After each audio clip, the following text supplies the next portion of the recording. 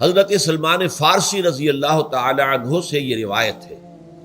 حضرت سلمان آپ کو معلوم ہے کہ ایران میں پیدا ہوئے اور ان کے والد جو ہیں وہ آتش کدے کے بڑے ذمہ دار آدمی تھے، لیکن ان کو نفرت پیدا ہوئی کہ یہ آگ ہم خود جلاتے ہیں، ایندھن اس میں نہ ڈالیں تو بجھ جاتی ہے، ہم کیسے اس کے سامنے ہاتھ جوڑ کر کھڑے ہو جائیں، اس سے دعائیں مانگیں۔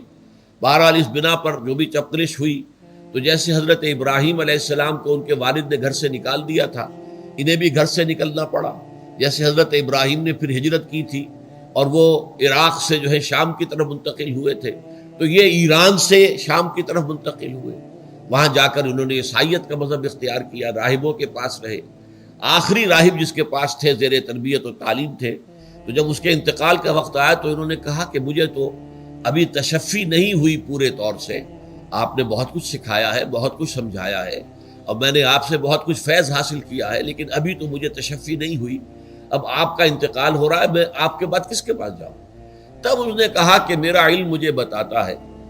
کہ نبی آخر الزمان کا ظہور اب قریب ہے، اور وہ جنوب میں کھجوروں کی سرزمین میں ہوگا، تو تم جاؤ، ٹرائی یور لک، جاؤ دیکھو شاید قسمت تمہیں ان کے قدموں میں پہنچا دے۔ تو وہ وہاں سے روانہ ہوئے ایک قافلے کے ساتھ، قافلے پر ڈاکوؤں نے حملہ کیا، انہیں پکڑ کر غلام بنا لیا، غلام بنا کر بیچ دیا، لیکن یہ دیکھیے قسمت ان کی کہ مدینے کے یہودی نے خرید لیا، اب مدینے پہنچ گئے۔ اب وہاں خبریں انہیں مل رہی ہیں کہ مکے میں کسی صاحب نے دعویٰ کیا ہے نبوت کا، لیکن ان کے پاؤں میں تو غلامی کی بیڑیاں، یہ مکے تو نہیں جا سکتے۔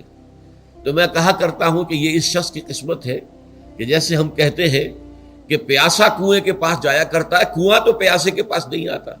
لیکن یہاں کیا ہوا، کنواں چل کر پیاسے کے پاس پہنچا ہے۔ محمد رسول اللہ صلی اللہ علیہ وسلم ہجرت فرما کر مدینے تشریف لے آئے۔ تب انہوں نے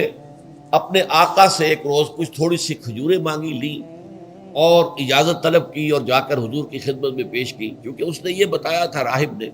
کہ وہ ہدیہ تو قبول کر لیں گے، صدقات قبول نہیں کریں گے، صدقہ قبول نہیں کریں گے۔ تو اسی امتحان کے لیے جا کر حضور کی خدمت میں وہ کھجوریں پیش کی۔ حضور نے پوچھا کیا ہے، عرض کیا صدقہ، فرمایا نہیں میں صدقہ قبول نہیں کرتا، یہ غربا کا حق ہے، دے دو، تقسیم کر دو۔ پھر کچھ عرصے کے بعد پھر کچھ کھجوریں لی ہوگی اپنے اس آقا سے، پھر پہنچے، پھر جب حضور نے پوچھا کیا ہے، عرض کیا کہ یہ ہدیہ، آپ نے فرمایا ہاں ٹھیک ہے، ہدیہ میں قبول کرتا ہوں۔ تو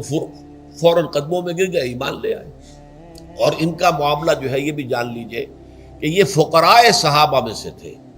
جو کوئی کام نہیں کرتے تھے، ہمہ وقت حضور کے ساتھ رہنا، اور اس اعتبار سے حضور نے ان کے بارے میں یہ بھی کہا ہے